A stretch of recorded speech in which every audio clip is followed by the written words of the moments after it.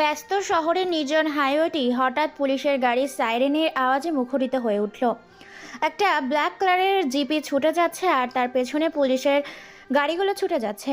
আসলে গাড়িটা একটা ব্যাংকের দারোয়ানকে পিষে ফেলে গেছে এবং ওই ব্যাংক থেকে তার কিছুক্ষণ আগেই 400 কোটি টাকার হ্যাকিং হয়েছে। ধারণা করা হচ্ছে যে ওই গাড়িতে বসে কেউই এই হ্যাকিংটা করেছে, তাই পুলিশ তার পুরো ইউনিট নিয়ে ছুটেছে। গাড়িটা অনেক গতিতে ছুটে যাচ্ছে আর পুলিশ কোনো মতে তাকে পাকড়াও করতে পারছে না। পুলিশের অফিসার গাড়ির কাছ নামিয়ে একটা মাইক্রোফোন বের করলো এবং বলতে লাগলো, সামনের গাড়িতে যেই থাকো না কেন, গাড়ি থামাও বলছি, নয়তো আমরা গাড়ি থেকে অ্যাক্সিডেন্ট করতে বাধ্য হব। সামনের গাড়ি থেকে কোনো সাড়া পাওয়া গেল না, তাই বাধ্য হয়ে পুলিশ কর্মকর্তারা মিলে গাড়ির টায়ারে গুলি করলো এবং গাড়িটি তাল সামলাতে না পেরে তিনটা ডিগবাজি খেয়ে পাশের ধান ক্ষেতের ভেতর গিয়ে পড়ল। পুলিশ কর্মকর্তারা তড়িঘড়ি করে গাড়ি থেকে অস্ত্র হাতে নামলো এবং টার্গেট গাড়িটির দিকে অগ্রসর হতে লাগলো, দেখতে যে কে আছে ভেতরে। কিন্তু কাজ ভাঙতেই দেখা গেল যে ভেতরে কেউ নেই। এএসআইএস আইনকে উদ্দেশ্য করে ভয়ে মাথা গলায় বলল, স্যার, ভেতরে কেউ নেই। এটা শুনে এসআই আফসাদ অবাক গলায় বললেন, হোয়াট আর ইউ জোকিং? গাড়িটা চলছিল আর ভেতরে কেউ নেই, এটা কিভাবে সম্ভব? আশেপাশে খুঁজে দেখো, কেউ না কেউ নিশ্চয় আছে। পুলিশ ইউনিট খুঁজতে লাগলো কিন্তু ব্যর্থ হলো, কাউকেই পাওয়া গেল না। পুলিশের জেলা প্রধান ফোন দিল ডিউটি অফিসারকে। হ্যালো আফসাদ। জি স্যার, বলুন। কাউকে ট্রেস করতে পেরেছো? জি না স্যার, আমরা গাড়িটার পিছু পিছু এসেছিলাম কিন্তু ভেতরে কেউ নেই। নিশ্চয়ই পালিয়েছে বেটা। সেটা হতে পারে। আচ্ছা স্যার, আমি খুঁজে দেখছি। এই কথা বলে অফিসার ফোন কেটে দিল। ফোন কেটে দিতে দেখে একজন কনস্টেবল এগিয়ে আসলো এবং বলতে লাগলো, স্যার একটা কথা বলে। বলো। স্যার, আমার মনে হচ্ছে গাড়িতে ভূত ছিল। তোমাকে চাকরিটা কে দিয়েছে বলো তো? কেন স্যার, একজন পুলিশ কর্মকর্তা হয়ে তুমি ভূত বিশ্বাস করো? না করে উপায় আছে স্যার। আপনি ভেবে দেখুন, জায়গাটা জনমানব শূন্য আর এখানে একটা গাড়ি অ্যাক্সিডেন্ট করলো। কেউ যদি থাকতো এখানে তাহলে আমরা নিশ্চয়ই খুঁজে পেতাম। এত ভাবতে হবে না তোমাকে। খোঁজার কাজ চালিয়ে যাও, আশেপাশে গ্রামগুলোতে খোঁজ চালাও।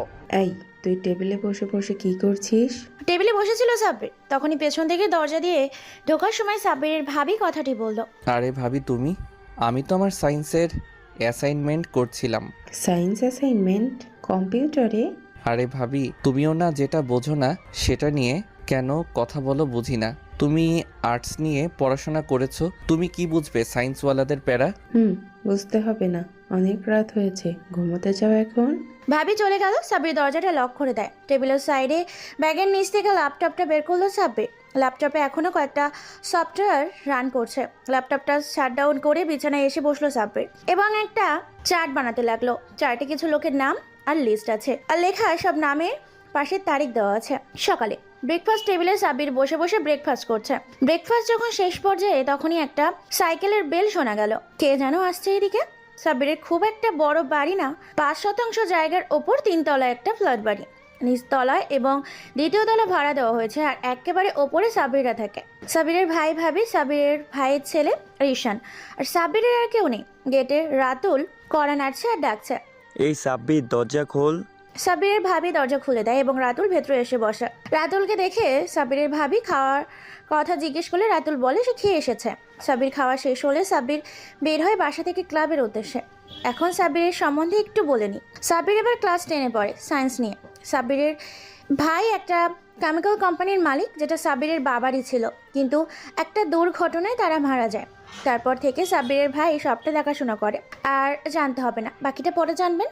স্কুলে ঢুকেই সাব্বির স্কুলের ভেতরে ব্যাগটা রেখে বাইরে আসে এবং বাইরের এক লোকের কাছ থেকে একটা খবরের কাগজ কিনে এবং স্কুলের মাঠে একটা বেঞ্চে বসে বসে পড়তে লাগে। পাশে রাতুলে এসে বসলো।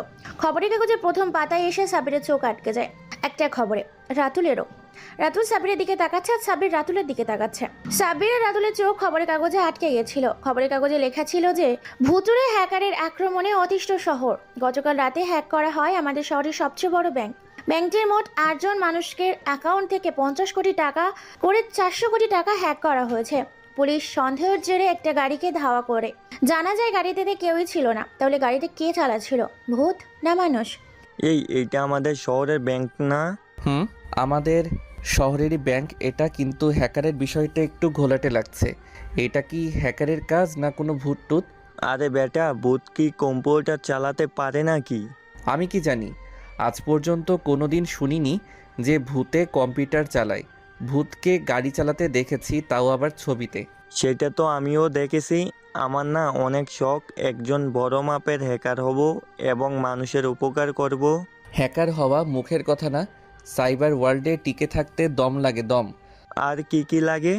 অনেক পরিশ্রম, দক্ষতা, নিজেকে লুকিয়ে রাখার ক্ষমতা আর একটুখানি ইচ্ছা ভালো কাজ করার।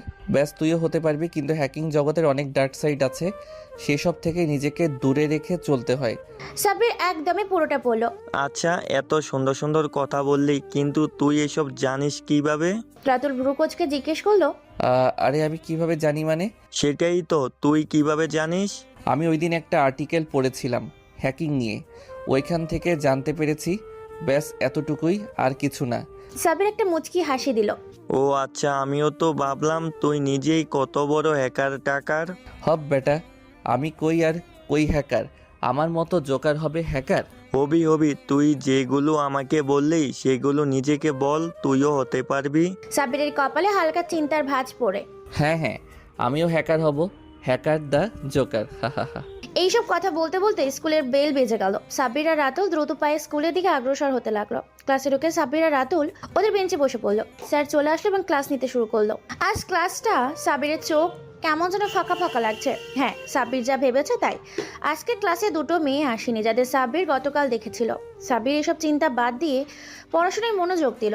সব ক্লাস শেষ, স্কুল ছুটি দিবে। এখন বিকাল প্রায় 4:30, একটু পরে সন্ধ্যা হয়ে যাবে। সাব্বির ক্লাস থেকে বেরিয়ে সাইকেল নিয়ে যেই গেট দিয়ে বেরোবে তখনই রাতুল পেছন থেকে ডাক দিল। এই বেটা, আমাকে ফেলে চলে যাচ্ছিস কেন? দোস্ত, বাসায় কাজ আছে তাই যাচ্ছিলাম আর কি। তোর কিসের এত কাজ বাসায় যে সন্ধ্যার আগেই বাসায় ঢুকে যাস? আমার আবার কিসের কাজ? আসলে বাড়িতে রাত নামার আগেই ঢুকে যাই তো প্রতিদিন, তাই অভ্যাস হয়ে গেছে। ও আচ্ছা, তাহলে চল একসাথে, তুই তোর বাসায় ঢুকে যাস আর আমি আমার বাসায় চলে যাব। আচ্ছা চল। সাব্বির আর রাতুল যার যার বাড়িতে যাওয়ার পর রাত প্রায় 11টা বাজে। পুলিশ কন্ট্রোল রুমে একটি ফোন আসে। হ্যালো, পুলিশ কন্ট্রোল রুম থেকে কে বলছেন? কিলার মেশিন। আরে আজব তো, কিসের মেশিন আর কী সব বলছেন? হোটেল ব্লু সান, রুম নাম্বার 167-তে যান। কন্ট্রোল রুমের অফিসের সঙ্গে সঙ্গে পুলিশ পাঠায় সেই জায়গাতে। রুমের ভেতর থেকে কোনো আওয়াজ আসছে না। পুলিশ দরজা ভেঙে ভেতরে ঢোকে এবং একটি বীভৎস দৃশ্য দেখতে পায়, যা দেখে কয়েকজন মহিলা পুলিশ সেখানে অজ্ঞান হয়ে যায়। পুলিশের সবার চোখে ভয় ও আতঙ্ক। রুমের বেডের উপর একটা লাশ রাখা। লাশ বললে ভুল হবে, লাশের কোনো অংশই তার শরীরের সাথে যুক্ত নেই। শরীর থেকে এমনভাবে কাটা হয়েছে যেন কোনো কষায় মাংস কেটেছে। মাথাটি সবার সামনে রেখে, যার থেকে চোখগুলো বেরিয়ে আছে আর জিহ্বাটা সামনে কেটে রাখা আছে। গালে দুই পাশে লেখা ইটস ওকে, তার পাশে একটা স্মাইলি দেওয়া। পা দুটো আর অংশগুলো ফ্যানের সাথে ঝুলিয়ে রাখা আছে, আর তার পাশে বড় করে লেখা psycho is on the game, don't try to stop, always is you stop. Psycho তার খেলায় আছে, থামাতে এসো না, নিজেই থেমে যাবে। লাশটির পোস্টমর্টমের জন্য পাঠানো হলো। পুলিশ কর্মকর্তা এই কেস আর তার আগের রাতের হ্যাকিং দুটো নিয়ে অনেক চাপে আছে। মিডিয়া আর পলিটিশিয়ানরা অনেক চাপ দিচ্ছে পুলিশদের। গোয়েন্দা সিআইডি ও নেমে পড়েছে, কিন্তু কোনো ক্লু পাচ্ছে না। না কোনো সিসিটিভি ফুটেজ, না কোনো ফিঙ্গারপ্রিন্ট, না ভিকটিম, মারার কোনো মোটিভ। তাহলে কে করছে এগুলো? সকালে সাব্বির খাবার টেবিলে বসে আছে, তখন ভাবি রুটি আর মাংসের তরকারি বেড়ে দিল। সাব্বির রুটি আর তরকারি খেতে লাগলো। আহ, কিরে, কি হয়েছে? ব্যথা পেয়েছিস নাকি? রাব্বি সাব্বিরের বড় ভাই। আরে না, কালকে একটা সায়েন্স প্রজেক্ট বানাচ্ছিলাম, তখন হাত কেটে গেছিল একটু। আরে আরে, কতখানি কেটে গেছে? আর বলছো তেমন কিছু না, মনে হচ্ছে কোনো ধারালো ছুরি দিয়ে কেটে গেছে। আরে ভাবি, তুমিও না প্রজেক্টে ছুরি ব্যবহার করেছি, আর হাত কাটতে পারে না? কাটতেই পারে, দেখি দাও, ব্যান্ডেজ করে দিচ্ছি। আচ্ছা দাও ভাবি। কোনো মতে খাবার খেয়ে সাব্বির উঠে ছাদে যায় ল্যাপটপ নিয়ে। আজ স্কুল নেই, এক সপ্তাহ বন্ধ স্কুল। ল্যাপটপে কিছু কাজ করছিল, তখনই ওর ফোনে একটা ফোন আসে। রাতুল ফোন দিয়েছে। দোস্ত, আমি একটা বিপদে পড়েছি, তুই এক্ষুনি পুলিশ স্টেশনে যা, পুলিশ নিয়ে আয় আমাদের বাসার পাশের জঙ্গলে। রাতুলের হঠাৎ এমন কথায় সাব্বির একটু চিন্তায় পড়ে যায়। কি হয়েছে সেটা বলো। হয়েছে অনেক কিছুই। আমি একটা হরর ফটোগ্রাফার জন্য আমাদের বাড়ির জঙ্গলে এসেছিলাম। এখানে একটা ডাক বাংলোয় ঢুকে পড়েছিলাম, কিন্তু আমি জানতাম না এখানে দস্যুরা আস্তানা গড়েছে। ওরা পুরো বাড়িটাকে সিসিটিভি দিয়ে ঘিরে রেখেছে। এতক্ষণে হয়তো জেনে গেছে যে আমি এখানে আছি। তুই কিছু একটা কর, আমি পালাতেও পারছি না। আচ্ছা আমি দেখছি। বলেই সাব্বির ফোন কেটে দেয়। দস্যুরা বসে বসে সিসিটিভি ফুটেজ দেখছিল। তখনই ওরা ক্যামেরায় রাতুলকে দেখতে পায়। ওরা হয়তো ভেবেছিল যে রাতুল চলে যাবে, কিন্তু রাতুল ওদের মধ্যে থেকে কিছু লোককে দেখে ফেলে। রাতুল যদি এখান থেকে বেরিয়ে যায় তাহলে নিশ্চয়ই পুলিশ ডেকে আনবে, তখন ওদের ক্ষতি হবে। তাই ওরা রাতুলের খোঁজে কয়েকজনকে পাঠায়। ক্যামেরার কারণে রাতুল বেরিয়ে যেতে পারছে না, কারণ ও লুকিয়ে আছে। এখন কোথায় গেলে সবাই দেখতে পাবে, তাই চুপটি মেরে সিঁড়ির নিচে লুকিয়ে আছে। দস্যুরা ক্যামেরায় রাতুলকে দেখতে পাচ্ছে না। হঠাৎ ওদের ক্যামেরাগুলো বন্ধ হয়ে গেল। কম্পিউটারগুলোতে লেখা উঠলো, you have been hack. Sabbir রাতুলকে ফোন দিল। রাতুল, তুই এক দৌড়ে বেরিয়ে আয়, পিছনে তাকাবি না। আরে তুই আমাকে মারা দান্দা করতেছিস? তোকে বললাম পুলিশ ডাকতে, আর তুই? বাঁচতে চাইলে যেটা বলেছি সেটা কর। আমার কিছু হবে না তো? না, হবে না, ইনশাল্লাহ বেরিয়ে আয়। রাতুল সাব্বিরের কথা মতো বেরিয়ে এলো। তখনই আকাশে কয়েকটা হেলিকপ্টার দেখা গেল, আর স্পেশাল ফোর্স চলে এলো রাতুলকে গেটের বাইরে থেকে। দুজন অফিসার ধরে সরিয়ে নিল, আর ফোর্স ভেতরে ঢুকে গেল। রাতুল পরিস্থিতি বুঝে উঠতে পারছে না। হঠাৎ করে এখানে এত ফোর্স কেন? আবার হেলিকপ্টারও এসেছে সেই সাথে। এটা কি সাব্বিরের কাজ? ওদেরকে দস্যুরা হঠাৎ হেলিকপ্টারে আবাসনে কয়েকজন বেরিয়ে যেতে দেখতে পেল। আকাশে হেলিকপ্টার উঠছে। তারা যেই কিছু করতে যাবে তখনই মাথায় বন্দুকের মাথা দিয়ে বাড়ি দিয়ে মাটিতে শুইয়ে দেয় ফোর্স, আর ভেতরে ঢুকে যায়। ভেতরে গোলাগুলি হচ্ছে। গুলির আওয়াজে জঙ্গলের পাখিগুলো উড়ে যাচ্ছে। কিছুক্ষণ পর ফোর্স সবাইকে ধরে নিয়ে এলো। ওদের মধ্যে অর্ধেকের বেশিই মারা গেছে। এই ছেলে আমাদের ইনফর্ম করেছে কে? তুমি? রাতুল এখনো শকড হয়ে আছে। কি হয়েছে? সব ওর মাথার ওপর দিয়ে যাচ্ছে। অনেক ভয় পেয়েছে রাতুল। কোনো রকমে মরতে মরতে বেঁচেছে রাতুল। রাতুল মনে মনে প্রতিজ্ঞা করেছে যে আর জীবনে ওই রকম জায়গাতে আসবে না। অফিসার আবারও প্রশ্ন করলো, এই ছেলে কথা বলছো না কেন? ভয় পেয়েছো? না স্যার, আমি আপনাদের ইনফর্ম করিনি বলেই রাতুল ডুব গিলতে লাগলো। অফিসার রাতুলকে উদ্দেশ্যে পানির বোতল এগিয়ে দিল, আর রাতুল বোতলটা নিয়ে ঢকঢক করে পানি গিলতে লাগলো। লোকাল পুলিশের ইউনিফর্ম করেছে সেনাবাহিনীর লোকেরা। পুলিশ কিছুক্ষণের ভেতরে চলে আসবে ডেড বডিগুলো নিয়ে যেতে। রাতুলকে বাসায় পৌঁছে দেওয়া হয়েছে। রাতুলের বাসার সামনে একটি মাঠে হেলিকপ্টার থেকে রাতুলকে নামিয়ে দেওয়া হলো। রাতুল নিচে নেমেই সাব্বিরকে দেখতে পেল। সাব্বির কালো হুডি পরে সানগ্লাস পরে সাইকেল নিয়ে দাঁড়িয়ে আছে হেলিকপ্টার চলে যাবার পর। কিরে, কেমন অভিজ্ঞতা হলো? শালা তুই একটা জাতীয় বেঈমান, একটা কথাও বলবি না? তুই কিভাবে পারলি আমাকে বাঁচাতে না আসতে? আরে আমি তো তোকে বাঁচানোর ব্যবস্থা করলাম। মানে কি বলতে চাস তুই? তোর মতো একটা বাচ্চা ছেলে সেনাবাহিনীর সাথে যোগাযোগ করে আমাকে বাঁচিয়েছে? বাচ্চা বলবি না একদম। এই বাচ্চা না থাকলে আজকে গুলি খেয়ে ঝাঁঝরা হয়ে পড়ে থাকতি। কিন্তু কিভাবে করলি? আর তোর কথা ওরা বিশ্বাস করে নিল? আমাদের দেশে যা অবস্থা, পুলিশই আসে না কোনো বিপদে, আর সেনাবাহিনী চলে এসেছে। আর আজকে আমি হেলিকপ্টারে উঠলাম প্রথমবারের মতো। জাস্ট চিল মাই বয়, এখন বাড়িতে চল, আর এসব কাউকে বলবি না। আচ্ছা। সাব্বির আর রাতুল বাড়িতে আসার পর রাতুল বাসায় বসে বসে ভাবছে সাব্বিরের মধ্যে নিশ্চয়ই বিশেষ কিছু আছে, আর আমাকে সেটা খুঁজে বের করতে হবে। পরের দিন সাব্বির কালকে কিছুদিনের জন্য ওর খালাতো ভাইয়ের মেহেদি বাসায় যাবে ইংল্যান্ডে, তাই প্যাকিং করছে। হঠাৎ ফোন বেজে উঠলো। টু টু টু। হ্যালো মেহেদি, বল কি অবস্থা? আর কেমন থাকি বল, যেমনই ছিলাম তেমনই আছি। কালকেই ও আসছিস তাই না? হ্যাঁ, কালকে সকালে রওনা দেব। আচ্ছা তাহলে আয়, আর আমার জন্য তেঁতুল নিয়ে আসিস। ভাই, দেশের তেঁতুলের তুলনা হয় না। আচ্ছা নিয়ে আসবো, এখন রাখি, ভালো থাকিস। পরদিন সকালে সাব্বিরের ভাই ভাবি সবার থেকে বিদায় নিয়ে গাড়ি নিয়ে এয়ারপোর্টে যাচ্ছে। এয়ারপোর্ট যাবার পথে গাড়িটা একটা সিগন্যালে দাঁড়ালো। সিগন্যালে বিরক্ত লাগছিল সাব্বির, আর ক্রস রোড দিয়ে বিশেষ গাড়িও যাচ্ছে না, তবুও সিগন্যাল আছে। সাব্বির ল্যাপটপটা বের করে কিছু একটা করলো। সিগন্যাল টাইম অর্ধেক হয়ে গেল। অনেকে ব্যাপারটা লক্ষ্য করলো, কিন্তু বুঝতে পারলো না কি হচ্ছে। সাব্বির জানালার কাজ সরিয়ে একটু বাইরে তাকালো। তখনই দেখতে পেলো পাশের রোডে একটা গাড়ি নিয়ে একটা মেয়ে বাইরে অনেক গাড়ি বাচ্চাদের সাথে খেলা করছে এবং বিভিন্ন মুখভঙ্গি করে ভেঙচি কাটছে। ব্যাপারটা সাব্বির এনজয় করতে লাগলো, আর না চাইতেও অজান্তেই সাব্বিরের মুখে একটা হাসি ফুটে উঠলো। মেয়েটা বোধহয় সালোয়ার কামিজ পরেছে। মেয়েটাকে খুব একটা খারাপ লাগছে না, যার কারণে সাব্বির চোখ ছড়াতেও পারছে না, কিন্তু দূর থেকে খুব একটা পরিষ্কারও দেখা যাচ্ছে না। তাই সাব্বির ব্যাগ থেকে ক্যামেরা বের করে নিল দেখার জন্য একটা মেয়ে হেঁটে যাচ্ছে সালোয়ার কামিজে। মেয়েটাকে মন্দ লাগছে না। সাব্বির ব্যাগ থেকে ক্যামেরা বের করে মেয়েটার দিকে ফোকাস করলো। মেয়েটার হাসিটা যেন ক্যামেরায় এসে লাগছিল। হালকা বাতাসে চুলগুলো উঠছিল, আর মেয়েটার গেজ দাঁত আর নাকের তিলটা যেন উফ। সাব্বির এই শীতেই বসে ঘামছিল। সাব্বির দেরি না করেই কয়েকটা ছবি তুলে নিল, কিন্তু সেই গাড়িটার নাম্বার নোট করতে যাবে তখনই সিগন্যাল ছেড়ে দিল। সাব্বির নিজেই নিজেকে মনে মনে গালি দিতে লাগলো। গাড়িটা সোজা এসে এয়ারপোর্টে থামলো। সাব্বির গাল ফুলিয়ে বসে আছে গাড়িতে আর নিজেকে গালি দিচ্ছে। টিকিট না কাটা থাকলে সাব্বির আজ বোধহয় ইংল্যান্ডে যেত না। প্লেনে বসে সাব্বির ক্যামেরা থেকে ছবিগুলো ল্যাপটপে নিয়ে দেখছিল। ছবিটা দেখিয়ে সাব্বিরের চেহারায় আবারও হাসি ফুটে উঠল। সাব্বিরের প্লেন মাঝ আকাশে, দুবাই থেকে আবার প্লেন চেঞ্জ হবে, কিন্তু তখনই এয়ার হোস্টেসটা কী যেন নিয়ে ঘানাঘানি করছিল। হঠাৎ প্লেনটা টান নিতে লাগলো। আচমকা হওয়ায় অনেকটা ঝাঁকুনি লাগলো সবার। সাব্বিরের ল্যাপটপটা ছবি দেখছিল, ঝাঁকুনিতে ল্যাপটপটা হাত থেকে নিচে পড়ে গেছে। তাই সাব্বির একটু রাগ হলো এবং বোঝার চেষ্টা করলো যে কি হয়েছে। সাব্বির এয়ার হোস্টেসকে উদ্দেশ্য করে বলল, এই যে শুনুন, কোনো প্রবলেম হয়েছে কি? না স্যার, তেমন কিছু না। কারো যেন প্লেনটাকে ম্যানুয়ালি কন্ট্রোল করতে চাচ্ছে। কি? এটা তো সাংঘাতিক ব্যাপার। হ্যাঁ স্যার, আপনি চিন্তিত হবেন না, আমাদের এক্সপার্ট দেখছে বিষয়টা। সাব্বির ল্যাপটপটা নিয়ে দেখতে লাগলো সমস্যাটা কোথায়। সাব্বির দেখতে পেল এখান থেকে কয়েকশো কিলোমিটার দূরে একটা অজানা আইল্যান্ড থেকে এই সিগন্যাল আসছে, যেটা প্লেনটাকে জবরদস্তি ল্যান্ড করাতে চাচ্ছে। সাব্বির টাইপিং করতে লাগলো। কোডিংয়ে পুরো স্ক্রিন ভরে গেছে। হ্যাঁ, হয়ে গেছে। এখন আর কন্ট্রোল ওদের হাতে নেই। তখনই প্লেনটা আবার তার গন্তব্যের দিকে মোড় নিল। সাব্বির নিশ্চিন্ত হয়ে কানে হেডফোন নিয়ে গান শুনতে লাগলো। গান শুনতে শুনতে কখন যে ঘুমিয়ে গেছে নিজেই জানে না। ঘুম ভাঙলো দুবাই এয়ারপোর্ট নেমে সাব্বির কিছু খেয়ে নিল, কিন্তু হঠাৎ সামনে বসা কাউকে দেখে সাব্বিরের মুখে সেই হাসি আবারও ফুটে উঠলো। সেই অজান্তা তার সামনে একটা টেবিলে বসে জ্যাম পাউরুটি খাচ্ছে। একটু জ্যাম আর ঠোঁটের একপাশে লেগে আছে।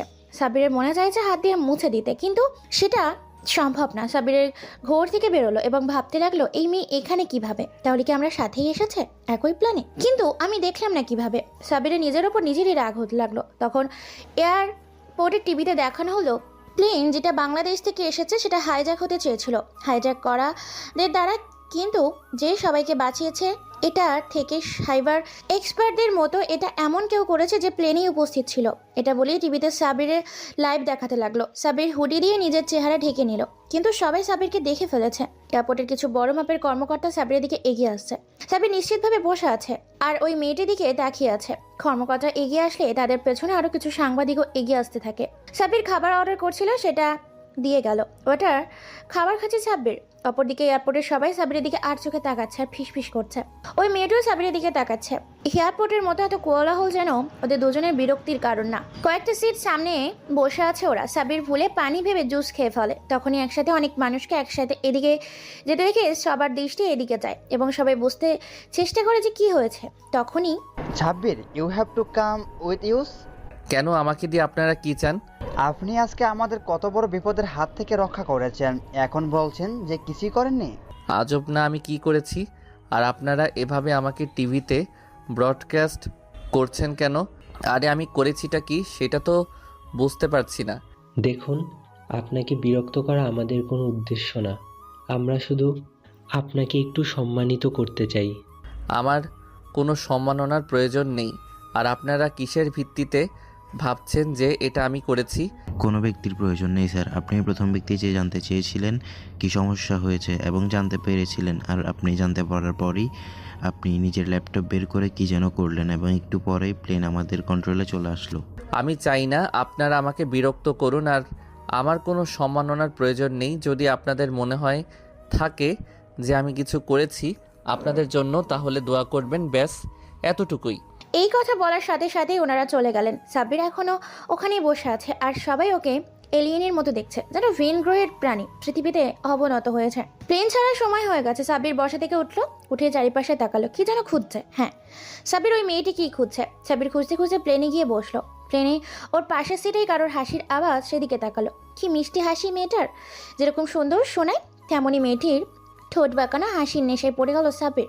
প্লেন ইংল্যান্ডের উদ্দেশ্যে রওনা করলো। সাব্বির প্লেনে পুরোটার সময় মেয়েটার দিকেই তাকিয়েছিল। যতই দেখে তবুও মন ভরে না। সাব্বির অনেকবার চেষ্টা করেও মেয়েটির সাথে কথা বলার সাহস জুগিয়ে উঠতে পারছে না। ছেলেটা এমনই হয়, চ্যাট করতে গিয়ে যতই বকবক করুক না কেন, যখন তার ভালোবাসার মানুষটা সামনে দাঁড়িয়ে থাকে আর সুযোগ থাকে নিজের ভালোবাসা প্রকাশের, তখন সাহসে খুলে উঠতে পারছে না। সাব্বিরের অবস্থা ঠিক তেমনই। প্লেন ইংল্যান্ডের এয়ারপোর্টে ল্যান্ড করলো এবং সাব্বির চলে গেল ওর খালাতো ভাইয়ের বাসায়। কি ভাবছেন যে ওর প্রেয়সীকে ফলো করলো না কেন? সেটা পরে বলে। সাব্বিরের খালু একজন টপ ক্লাস চকলেট ব্যবসায়ী, ইংল্যান্ডের ব্যাপক নামডাক আছে।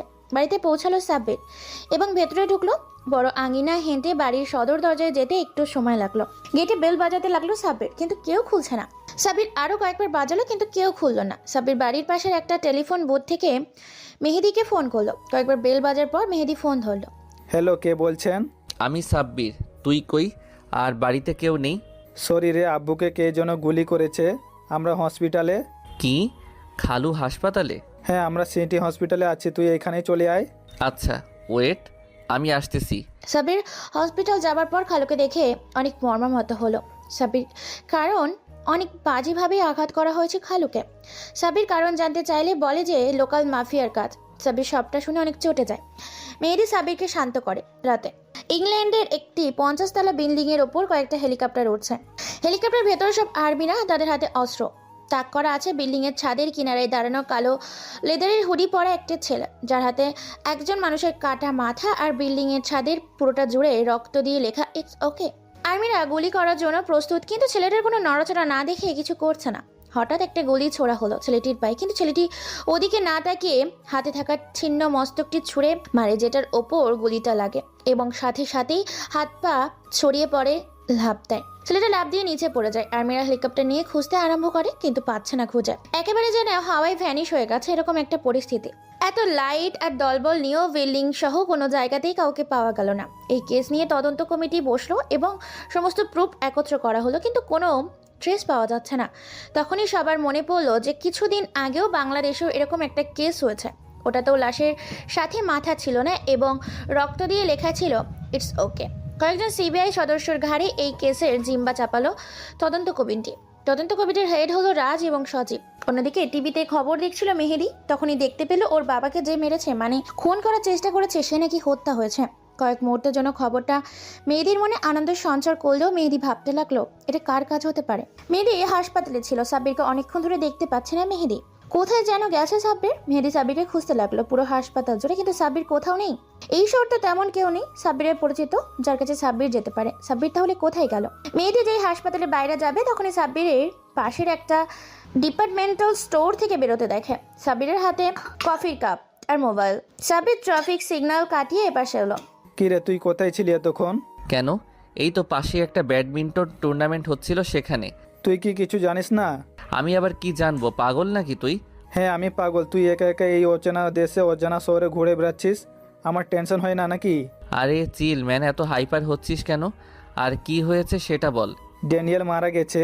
কি, ড্যানিয়েল মারা গেছে? মারা গেছে বললে ভুল হবে, ওকে খুন করেছে কে যেন। কখন আর কিভাবে?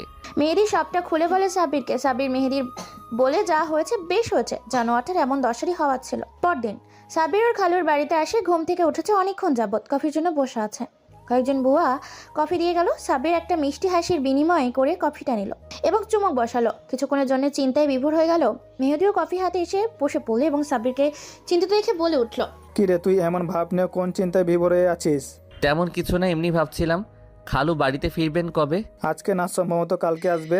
ও আচ্ছা।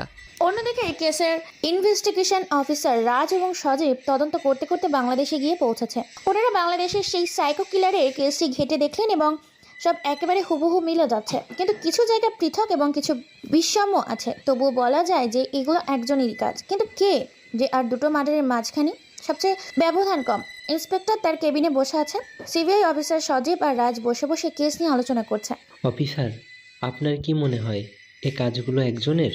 আমার তো এটাই মনে হয়, দুইটা কেসের খুনি ভিকটিমের মাথায় পরিচিত করে ফেলেছে আর রক্ত দিয়ে লিখে গেছে ইট ইজ ওকে। হতে পারে ইন্সপেক্টর। আমরা তাহলে এয়ারপোর্ট সহ সকল ট্রান্সপোর্টের রেকর্ড পরীক্ষা করে দেখি ভিকটিমের কোনো সন্ধান পাওয়া যায় কিনা। আচ্ছা যান, আর কিছু লাগলে আমাকে বলবেন, যতটুকু পারি হেল্প করব।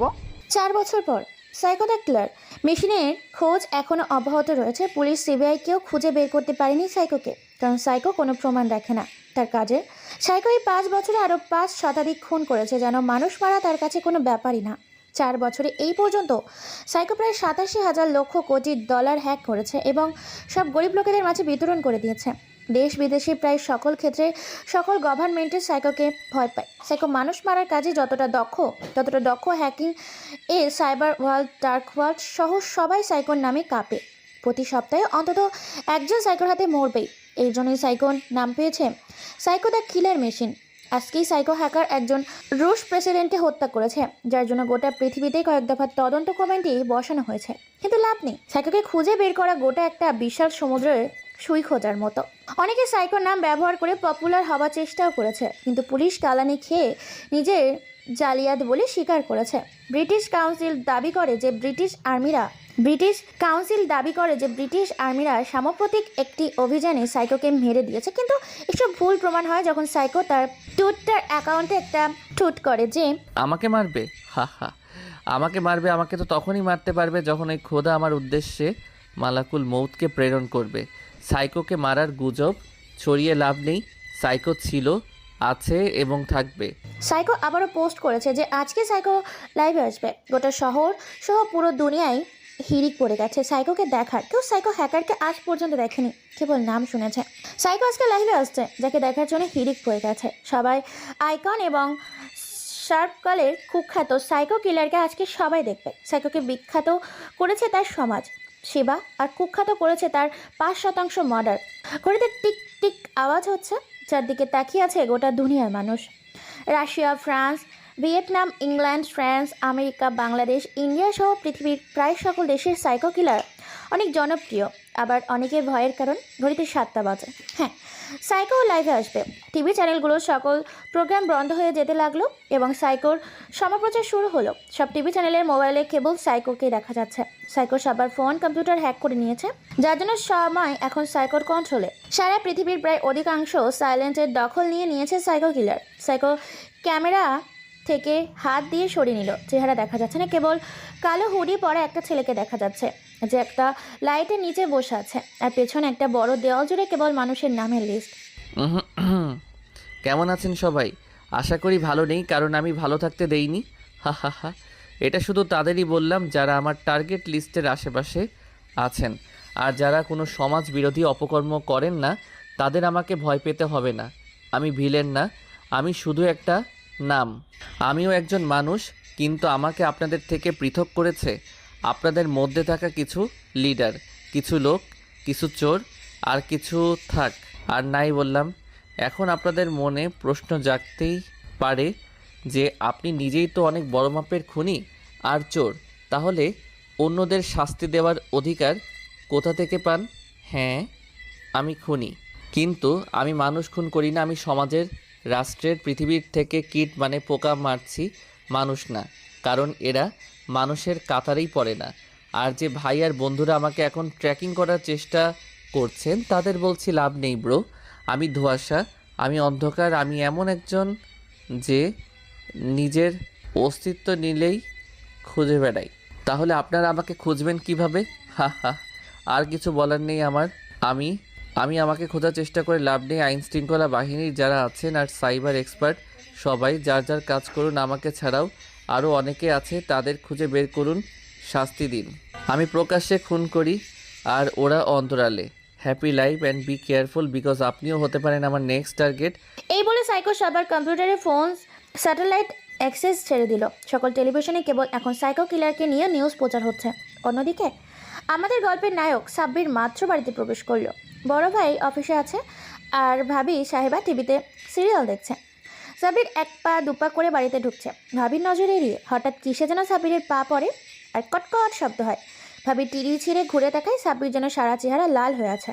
এমন একটা পরিস্থিতি, সাব্বির এক রাত করে বাড়িতে ঢুকেছে আর অন্যদিকে ভাবি তাকিয়ে আছে সিরিয়াস মুড নিয়ে। হঠাৎ সাব্বিরের ভাবি হেসে মাটিতে গড়াগড়ি করতে লাগলো। সাব্বির পরিস্থিতি বুঝতে পারলো না। ভাবি যেভাবে কান টেনে ছিঁড়ে ফেলার কথা সেখানে হাসছে কেন ভেবে অন্তরাত্মা কেঁপে উঠছে। ভীত তুটে ধরলো নাকি ভাবিকে ভেবে সাব্বির গায়ে লোম দাঁড়িয়ে গেল। ভাবি তুমি ঠিক আছো তো নাকি? এমন করে হাসছো কেন? ভয় করছে তো? ভাই, তুমি নিজের চেহারাটা দেখছো? কেন? আমার চেহারা তো আমি প্রতিদিনই দেখি, দিনে কয়েকবার দেখি। এই দিকে আসো। সাব্বির এক পা দুপা করে ভাবির কাছে গেল। ভাবি সোফা থেকে ফোনটা নিয়ে ক্যামেরা অন করলো এবং একটা ছবি তুললো এবং আবার আসতে লাগলো। এটা দেখো। সাব্বির কৌতূহল নিয়ে ফোনটা হাতে নিল এবং ছবিটা চোখ দিল এবং নিজের চেহারা দেখে এক দৌড়ে রুমে ঢুকলো। বাচ্চাদের মতো হেসেই চলেছে ভাবি, যেন আজকে সবাই হেসে নিবে। সাব্বির ঘরে গিয়ে আয়নার সামনে দাঁড়ালো। আয়নাতে নিজেকে দেখে বরাবরের মতো অবাক হলো, কারণ আজ সে সেম ঘটনা ঘটেছে। ঠোঁটে, মুখে, গালে, কপালে সর্বাঙ্গ লিপস্টিকের দাগ, কিন্তু কিভাবে এলো সে জানে না। প্রতিদিনই এই ঘটনা ঘটে সাব্বিরের সাথে। সাব্বিরের না আছে কোনো গার্লফ্রেন্ড, না আছে চুমু দেওয়ার মতো কেউ, তাহলে এই দাগগুলো আসে কোত্থেকে? এই ভেবে সাব্বির খাটে বসে পড়ল। চিন্তায় কপালে ভাঁজ পড়ল, কে দেয় এই চুমুগুলো, যেটা সাব্বিরকে দেখতে হবে। এই চুমুগুলো প্রায় রাতে এই সময়ে বা ভোরে ঘুম থেকে উঠলেই দেখা যায়। সাব্বির সিদ্ধান্ত নিল সে কাল ঘর থেকে বেরোবে না, আর সারা ঘরময় সিসি ক্যামেরা লাগবে, যাতে দেখতে পায় কেই কাজ করে। অন্যদিকে জাতিসংঘ সিদ্ধান্ত নিয়েছে যে একবার আরও জোরালো ভাবে এক সাইকো ফায়ারিং মিশন শুরু হবে। তাই 20 জনের সদস্যের একটা প্রিমিয়াম টিম বানাবে, যার হেড হবে ব্রুস আর কো হেড হবে সাইবার এক্সপার্ট শামসুল হাবিব। এই টিমের জন্য বিশেষ সর্বোচ্চ থেকে 10 জন মারাত্মক হ্যাকার, 5 জন খ্যাতনামা গোয়েন্দা আর 5 জন অ্যাডভাইজার নিয়োগ করা হয়েছে। এইবার সাইকোদের ধরেই চাইবে সবাই, তাই সাইকোর লাইভ ডাটা ট্রান্সমিশন থেকে আবারও তদন্ত শুরু করবে ব্রুস, যার দায়িত্ব পেয়েছে শামসুল হাবিব। সাব্বির ক্যামেরা অর্ডার দিয়েছে। কিছুক্ষণ পরই কেউ একজন সাব্বিরকে মেসেজ দিল ফোনে। সাব্বির দোতলায় থাকে, এই বারান্দায় গেল। বারান্দার গিয়ে নিচে তাকিয়ে দেখলো একটা কালো হুডি পরা ছেলে দাঁড়িয়ে আছে, যার হাতে কিছু একটা। সাব্বিরের দিকে তাক করা। সাব্বির হাত দিয়ে ইশারা করলো কাছে যেতে। ছেলেটি বারান্দায় একদম নিচে এসে দাঁড়ালো।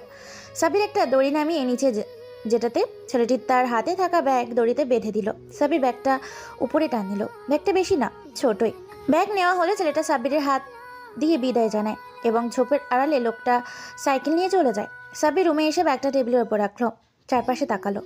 একবার হয়তো কিছু খুঁজছে বা দেখছে যে কেউ দেখছে কিনা। চারপাশে তাকিয়ে সাব্বির টেবিলের ড্রয়ারটা টান দিল এবং একটা ছুরি বের করলো।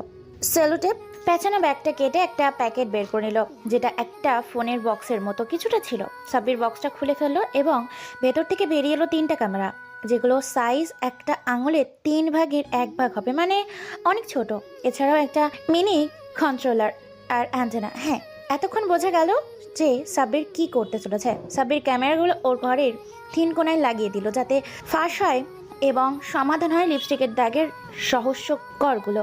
সব সেট আপ করে সাব্বির একটা ল্যাপটপ হাতে নেয়। ল্যাপটপে কয়েকটা ইনক্রিমেন্ট মেসেজ দিল, যেগুলো সাব্বির ডিকটিভ করলো এবং কিছু দেখতে পেল, যা ওর ঠনক নাড়িয়ে দিল। সাব্বির অনেক চিন্তিত হয়ে পড়লো যে কি করবে সেটা ভেবে। ওর অস্তিত্ব এখন ঝুঁকিতে আছে। কে যেন ওকে কিছু ছবি পাঠিয়েছে, যেগুলো সাইবার ওয়ার্ল্ডে তুফান উড়িয়ে দিবে। সাইবার বারান্দায় গিয়ে দাঁড়িয়ে পকেট থেকে সিগারেট বের করলো, একটা ধরিয়ে টানতে লাগলো। আহা, মাথাটা একটু টেনশন মুক্ত হলো। না, আমার মাথা গরম করলে চলবে না, যা করতে হবে সব ঠান্ডা মাথায় করতে হবে। সাব্বির সিগারেটটা শেষ করে ল্যাপটপটা নিয়ে আসলো। উৎস খুঁজতে লাগলো মেসেজগুলোর। যে করেই হোক সাব্বিরকে জানতে হবে কে এই ব্যক্তি যে আমার পরিচয় ফাঁসের পথে নেমেছে। সাব্বির অনেক চেষ্টা করেও মেসেজগুলোর কোনো সোর্স পাচ্ছিল না, যেন সাইবার ঘোস্ট। সাইবার ওয়ার্ল্ডে গায়েব হয়ে গেছে একেবারে। রাত 3টা বাজে। সাব্বির এখনো ল্যাপটপ নিয়ে বসে আছে, কিন্তু খুঁজে বের করতে পারছে না যে কে করছে এটা। কোনো প্রমাণই নেই। ওর মাথা গরম হতে লাগলো। কে এই ব্যক্তি যাকে আমি খুঁজে বের করতে পারছি না? তাহলে কি আমার থেকেও বড় কেউ আছে এই পৃথিবীতে, যে আমার থেকেও বেশি ট্যালেন্টেড আর কিলার মাইন্ডের? এসব ভাবতে ভাবতে সাব্বিরের মাথা কাজ করছে না, যেন এখনই অবশ হয়ে যাবে। সাব্বির ল্যাপটপে টাইপ করতে করতে ঘুমিয়ে গেল। ঘুমানোর একটু পরেই কিছু একটা ঘটলো। সাব্বির সকালে ঘুম থেকে উঠে ল্যাপটপ সহ কাল রাতের খাওয়া সিগারেটের অংশগুলো সব ঠিক করে নিল, যাতে ভাবি দেখতে না পারে। সাব্বির সবটা গোছগাছ করে নাস্তার টেবিলে গেল। নাস্তার টেবিলে যেতেই ভাইয়া এসে বসলেন, সাথে ওর ভাইস্তা ও ভাবি। তোমার ভাইয়ের জন্য মেয়ে দেখো। সাব্বির পানি খাচ্ছিল। ভাবির কথা শুনে পানি গলায় আটকে গেল। কেন, আমার ভাই আবার কি করলো? ভাবি কোনো কথা না বলে ভাইয়াকে আমার দিকে তাকাতে বললেন। ভাইয়া আমার দিকে তাকালো এবং ভ্রু কুঁচকে বোঝার চেষ্টা করলো যে কি হয়েছে। তখনই ভাইয়া কিছু একটা দেখে বললেন, কিরে, কালকে রাতে কোথায় গিয়েছিলি? কোথায় মানে? আমি আবার কোথায় যাব? আমি তো ঘরেই ছিলাম। তাহলে তোর গার্লফ্রেন্ড বাড়িতে এসেছিল? আরে ভাইয়া ভাবি, তোমরা এসব কি বলছো? আমার তো কোনো গার্লফ্রেন্ডই নেই, তাহলে বাড়িতে আনবো কোথা থেকে? আমরা এমন কি বললাম যে বিরক্ত হচ্ছিস? আয়নায় নিজের চেহারাটা দেখ আগে। কি? আমার চেহারা? তোর চেহারাটা ভালো করে দেখ, তারপর বুঝতে পারবি আমরা কিসের ভিত্তিতে কথা বলছি। সাব্বির তৎক্ষণাৎ উঠে আয়নার সামনে গেল এবং দেখলো ওর গালে সেই চুম্বনের দাগ, মানে কেউ কিস করেছে, যেটা স্পষ্ট বোঝা যাচ্ছে। ভাইয়া ভাবি বিশ্বাস কর, আমি কিছুই জানি না এই দাগগুলো কোথা থেকে আসে। এটা নিত্যদিনের ব্যাপার। আমরা এত কিছু জানি, 1 মাসের সময় দিয়েছিলাম। ওই মেয়েকে নিয়ে বাসায় হাজির হবি, শুভ কাজটা সেরে ফেলবো। সাবির এবার অনেক রেগে গেল। ও তো ছোট রুমে গেল, নিজের গনগন করতে লাগলো, ধুস শালার, প্রেম টিম কিছুই করলাম না। প্রতিদিন যে কেউ এসে চুম্বাই চুম্বাই খালি একবার হাতের কাছে পাই, ঠোঁটে সুপার গ্লু লাগিয়ে দিব। সাবিরের তখনই মনে পড়লো সিসি ক্যামেরার কথা। সাবির একটা বিশ্বজয়ের হাসি আসলো এবং ল্যাপটপটা হাতে নিয়ে ল্যাপটপের ক্যামেরাগুলো গতকাল রাতে ফুটেজগুলো চেক করতে লাগলো। ফুটেজ চেক করে কিছুই পাচ্ছিল না সাবির। তখনই একটা ফুটেজ সাবিরের চোখে পড়লো। রাত তখন 3:45। বারান্দা দিয়ে সাবির দেখতে পেল অনেক বাতাসের মতো কুয়াশা ঘরে ঢুকতে লাগলো এবং এই কুয়াশার আদলে দেখা যাচ্ছিল একটি মেয়েলি অবয়ব, চেহারা দেখা যাচ্ছিল না। সাবির ভেবে পাচ্ছিল না যে এত রাতে এত উঁচু বিল্ডিংয়ে কোনো মেয়ে কিভাবে উঠলো, আর এই মেয়ে কে যে এত কাজ করে সাবিরের সাথে। সাবির ফুটেজ জুম করলো। ভিডিওতে মেয়েটা আস্তে আস্তে সাবিরের কাছে এসে বসলো এবং চেহারাটার দিকে খানিকক্ষণ তাকিয়ে রইল। তারপর মাথায় হাত বুলিয়ে দিতে লাগলো। আস্তে আস্তে মেয়েটা সাবিরের কাছে আসতে লাগলো এবং একটু পরপরই থেমে থেমে চুমু দিতে লাগলো। সাবির একটা বিশ্বজয়ের হাসি আসলো, এটা ভেবে যে তোর ধরা গেছে। সাবির ল্যাপটপে দোষীকে দেখে ভাইয়া ভাবিকে ডাক দিবে, তখনই দেখতে পেল যে মেয়েটি হঠাৎ করে হাওয়ায় মিলিয়ে গেল।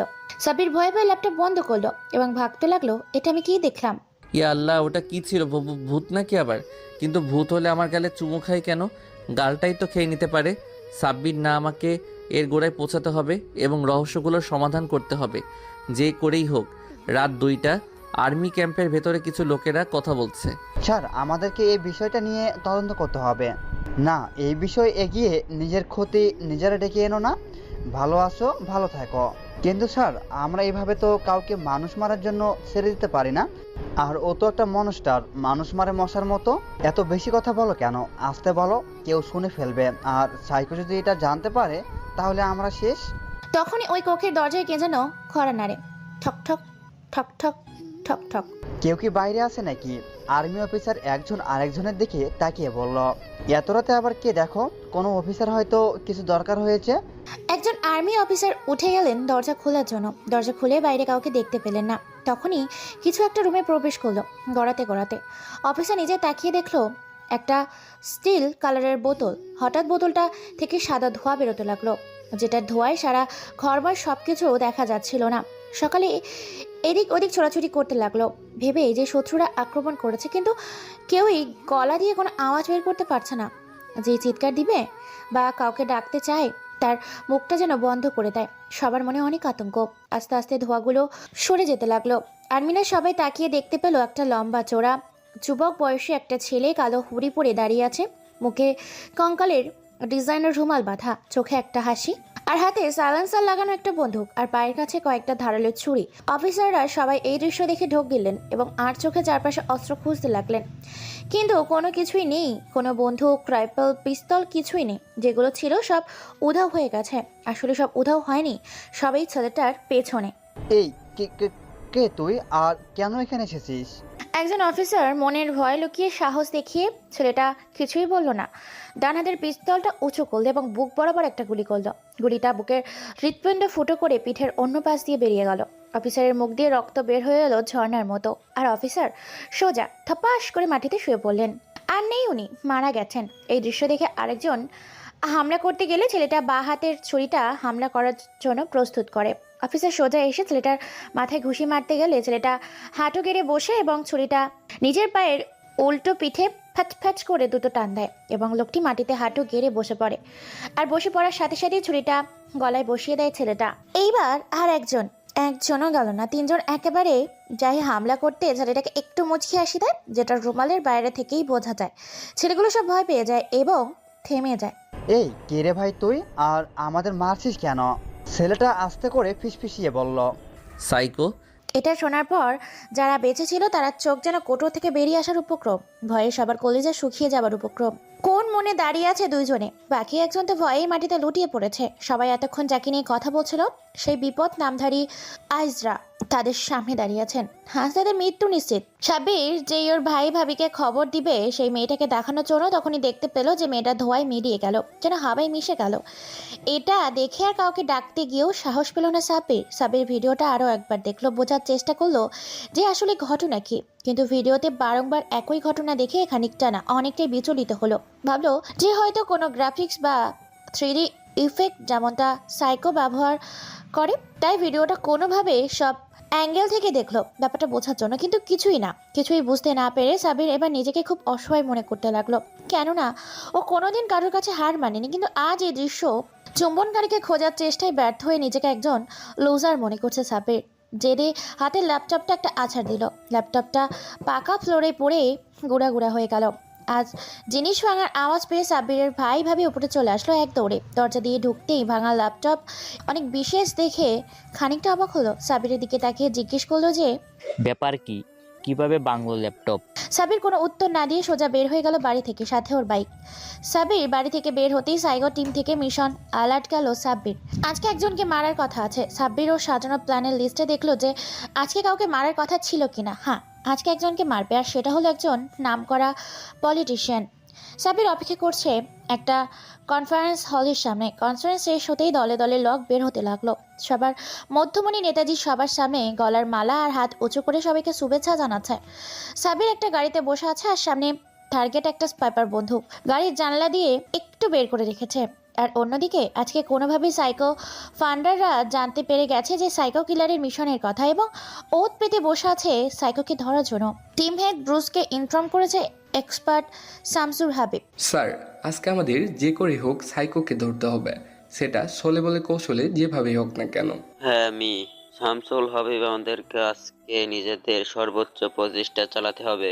তারা প্রস্তুতি নিয়ে বসে আছে সাইকোর আশায়। গুলি যে কোনো সময় চলতে পারে। এই নেতা জনগণের টাকা মেরে খায় আর কলেজের মেয়েদের বেশ্যাবৃত্তি করতে ব্যর্থ করে। অনেক মা বোনের ইজ্জত নিয়ে খেলা করেছে এই শালা। হেকে এবার পরে পাঠাবে সাব্বির, মানে সাইকো কিলার। সাব্বির ফায়ার করলো। গুলিটা নেতাজির বুকে লাগলো, ঠিক হৃৎপিণ্ড বরাবর। ফিনকি দিয়ে রক্ত বেরোতে লাগলো নেতাজির বুক দিয়ে। সাব্বিরকে কেউ একজন দেখে ফেললো গুলি চালাতে, তাই চিৎকার দিয়ে উঠলো। সাব্বির চাইলে ওই লোকটা মেরে দিতে পারে, কিন্তু সাব্বির কোনো নিষ্পাপকে মারতে চায় না, তাই ওই লোককে না মেরে গাড়ি ছোটাতে থাকে পালানোর জন্য। সাইকো ফাউন্ডার দেখে চোখে পড়ে গেছে সাইকো। সাব্বিরের পিছু নেয় সাইকো ফাইন্ডার সহ অনেক লোকজনের গাড়ি। সাব্বির প্রাণপণ চেষ্টা করছে যাতে নিজেকে বাঁচানো যায়, কারণ ও বাঁচলেই এই পৃথিবী থেকে ধ্বংস হবে পাপীরা, আর পাপীরা নাশ করাই সাব্বিরের উদ্দেশ্য, সাইকো দ্য কিলার মিশনের উদ্দেশ্য। সাব্বির ড্রাইভিং সিটে বসে ঘামছে, কারণ ধরা পড়লে ওর দলের লোকেরাও ধরা পড়বে, আর ওদের কোনো ক্ষতি হোক এটা সাব্বির চায় না। সাব্বির ড্রাইভ করতে করতে একটা ঢালু উপত্যকায় চলে এসেছে। সামনে পাহাড়ের গিরিখাত, আর অন্যদিকে পেছনে গড়ে থাকা লোকজন। সাব্বির কি করবে? সাব্বির যদি এখন লাভ দেয় গাড়ি নিয়ে, তাহলে হয়তো বেঁচে যাবে মিশন সাইকো, আর যদি ধরা পড়ে যায় তাহলে নাম খারাপ হবে, ওর পরিবার আর ওর আসল পরিচয় জেনে যাবে সারা দুনিয়া। এখন কি করবে সাব্বির পারছে না সামনে যেতে, আর না পারছে পেছনে যেতে। এই যেন সব বিপদ একেবারে ঘাড়ে চেপে বসেছে। আজ বোধহয় আর বাড়ি ফেরা হবে না সাব্বিরের, কারণ সাব্বিরের পেছনে ফিরবে না, বরং মৃত্যুকে বরণ করার জন্য পাহাড় থেকে ঝাঁপিয়ে পড়বে। গাড়ি ছুটছে প্রচণ্ড গতিতে, যেন মৃত্যু তর্স হয়েছে না সাব্বিরের। সাব্বির আজ বিপাকে, কারণ যদি ধরা পড়ে যায় তাহলে সাইকো মিশন অপূর্ণ থেকে যাবে। সাব্বিরের ইচ্ছা থাকুক বা না থাকুক, জোরপূর্বক বিভিন্ন ইঞ্জেকশন দিয়ে সব সত্য কথা বের করে নেবে সাইকো ফাউন্ডাররা। সাব্বিরের গাড়িটা পাহাড়ের গিরিধার থেকে প্রায় মিটার 50 দূরে হবে। সাব্বির চোখ দুটো বন্ধ করে নিল আর মনে মনে আল্লাহকে স্মরণ করে নিল, সেই সাথে ভাইয়া ভাবি সেই নীলাঞ্জনাকে, মানে এয়ারপোর্টের মেয়েটিকে হয়েছিল সেটা আপনারা জানেন না, আশা করি পরবর্তীতে জানবেন। সাব্বির ভয়েস মেসেজ অন করে সারা পৃথিবীর সবাইকে নিকটে একটা মেসেজ পৌঁছে দিল। সাইকো কোনো মানুষ না যে মরবে, সাইকো একটি ব্যাধি যেটি জন্ম নেয় কিছু মানুষ নামের জানোয়ারদের কারণে। আজ আমি মরছি না, যদিও মরি অমর হয়ে থাকবো আপনাদের কাছে, গোটা পৃথিবীর কাছে। আর আমার শত্রুরা শান্তির নিঃশ্বাস ফেলো না, কারণ সাইকো কখনো মরবে না। এই মেসেজটি সেন্ড হবার সাথে সাথে গাড়িটা চায়ের একটা গুলি লাগলো, যেগুলো ছোড়া হচ্ছিল পেছনের গাড়িগুলো থেকে। সাব্বির আর গাড়িকে নিজের আয়ত্তে রাখতে পারলো না, ছেড়ে দিল সব, সরিয়ে নিল স্টায়ারিংয়ের হুইল। হাত গাড়িটা পাহাড়ের উঁচু ঢিক থেকে জাম্প করার মতো পাহাড়ের পাদদেশে পতিত হতে লাগলো। সাইকো ফাউন্ডাররা ওখানে এসে জিনিসটা একেবারে আশা করেনি। ওনারা গাড়ি থেকে নেমে নিচে তাকাতেই দেখতে পেল গাড়িটা দুমড়ে মুচড়ে নিচে পড়েছে, আগুন জলজল করছে। পড়েছে তো পড়েছে, যেন কোনো শেষ নেই। শিট ম্যান, আমরা আজকে আবার সাইকোকে মিস করলাম, আর জীবনেও পাবো না সাইকোকে। ব্রুস প্রচণ্ড রেগে গিয়ে গাড়ির দরজায় লাথি মারে। স্যার, আমাদের হঠাৎ এভাবে আক্রমণ করাটা ঠিক হয়নি। প্ল্যানিং করে সবটা করা উচিত ছিল, কারণ আমরা ভুলে গিয়েছিলাম সে অন্য সাধারণ কোনো অপরাধীদের মতো না। এ হলো সাইকো দ্য কিলার, যার রক্তের প্রতিটা কণিতে একটা করে ছোট ব্রেন বিদ্যমান। শামসুর পিস্তল হাতে পাহাড়ের নিচে তাকিয়ে উপরের কথাটি বলল। হ্যাঁ, তুমি ঠিক বলছো, কিন্তু সাইকোর মার্ডারের একটা রিপোর্ট তো বানাতে পারি এখন। সেটা কিভাবে স্যার? আমরা তো সাইকোর ব্যাপারটা আগামাথা কোনো কিছুই জানি না। কি তার আসল নাম, কি তার ঠিকানা, সে কোন এলাকায় থাকে সেটাও জানি না। এমনকি সে যে এই দেশের কোনো বাসিন্দা কিনা সেটা নিয়েও সন্দেহ আছে। শামসুর একটু গম্ভীর গলায় রিভলভার হাতে নিয়ে। সেটা ঠিক, কিন্তু এটা বললে কেন যে সে এ দেশের বাসিন্দা না? না মানে স্যার, এত ব্রিলিয়েন্ট একটা মাইন্ড প্লাস বিশ্বের নাম্বার 1 হ্যাকার এ ছেলে কি বাংলাদেশে জন্ম নিতে পারে? শামসুল, তুমি ভুলে যেও না যে তোমার বাবাও একজন বাংলাদেশি, আর বাংলাদেশি বলে কারোর এত ট্যালেন্ট থাকতে পারে না। এটা কোনো বইয়ে লেখা আছে? আসলে কি স্যার? আর বলতে হবে না, আমি একজন ফেরাইনার হয়েও তোমার মতো রাজাকার না। এখন যাও আর দ্রুত ওই গাড়ি থেকে সাইকোর বডি উদ্ধার করো। সাইফুলকে থামিয়ে দিয়ে ব্রুস ইয়েস স্যার। বলে শামসুর টিম নিয়ে বেরিয়ে পড়লো পাহাড়ের পাদদেশে সাইকোকে খোঁজা। এদিকে অনেক ঘন্টা পরেও শামসুর হাবিব কোনো রিপোর্ট পাঠাচ্ছে না ব্রুসকে। ব্রুস এবার অনেকটা চিন্তিত হয়ে গেল, কারণ এতটা সময় তো লাগার কথা না। বাধ্য হয়ে ব্রুস কল লাগালো শামসুর হাবিবকে। ফোন বাজছে কিন্তু কেউ ধরছে না, বাজছে কিন্তু কেউ ধরছে না। ব্রুস আবার কল লাগালো, এবার শামসুর ধরে ফেলে। স্যার, ঘটনা তো একেবারে মাথায় বাস ফেলার মতো। কেন, কি হয়েছে? স্যার, ফরেন্সিক টিম নিয়ে গাড়িটা অনেকক্ষণ ধরে তল্লাশি করলাম, কিছুই পেলাম না, বডিটাও পেলাম না। বডিটা কোথায় যাবে আর গাড়িটা কোথায় পেয়েছে? গাড়িটা এখানকার একটি ঝর্ণার কাছে পেয়েছি। একটুর জন্য ঝর্ণার পানিতে পড়িনি, নয়তো গাড়িটাও পেতাম না। খুঁজে দেখো, হয়তো ঝর্ণার পানির সাথে ভেসে গেছে বডিটা। সেটাই দেখছি। অন্যদিকে সারা দুনিয়ায় সাইকোর শেষ মেসেজটা ব্যাপক আলোড়ন সৃষ্টি করেছে। সবাই সাইকোর মেসেজটা নিয়ে অনেক উত্তেজিত। আর সাইকো কেন এমন মেসেজ দিল সেটাও সাইকোর ফ্যান আর শত্রুদের কাছে এখনো ধোঁয়াশা। কিন্তু ততক্ষণে ধোঁয়াশা ছিল যতক্ষণ পর্যন্ত সাইকো ফাউন্ডাররা টিভিতে সংবাদ মাধ্যমে সাইকোর মৃত্যুর সংবাদটা অ্যানাউন্স করলো। সাইকোর ফ্যানরা যেন অনেক বড় শক খেয়েছে। সাইকো খুনি হলেও সাধারণ মানুষের কাছে সুপারস্টার। অন্যদিকে সাবিরের জ্ঞান ফিরল মাত্র। সাবির চারিদিকে তাকিয়ে নিজেকে একটা জঙ্গলে আবিষ্কার করলো।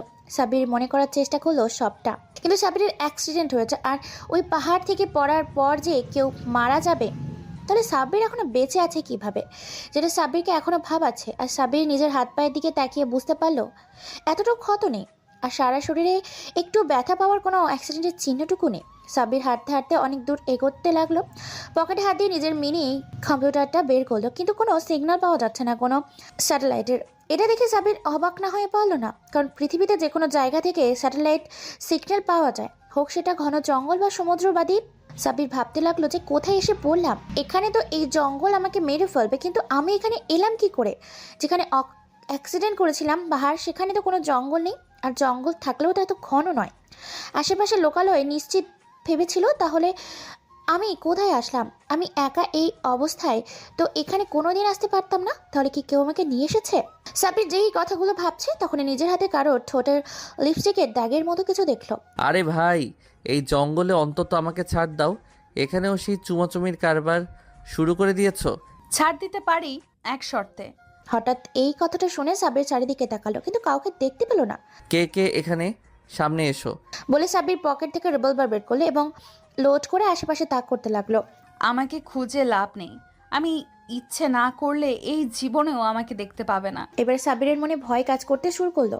সাইকো যতই কিলার মাইন্ডের হোক না কেন, এই রকম একটা পরিস্থিতিতে ভয় পাওয়া ছাড়া তো কোনো উপায় নেই। আরে কে তুমি, আর কেন আমাকে ফলো করছো? নিজের ভালো চাও তো পালাও। এখনই আমার পরিচয় জানতে পারলে এখনই জামা কাপড় খুলে দৌড়াবে। আমি দৌড়াবো না, তুমি আমাকে দেখলে দৌড়াবে।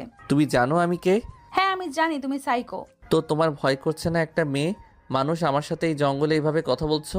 তুমি সারা দুনিয়ার কাছে একজন খুনি হতে পারো, কিন্তু তোমারও মন আছে যেটাতে নেই কোনো দূষণ।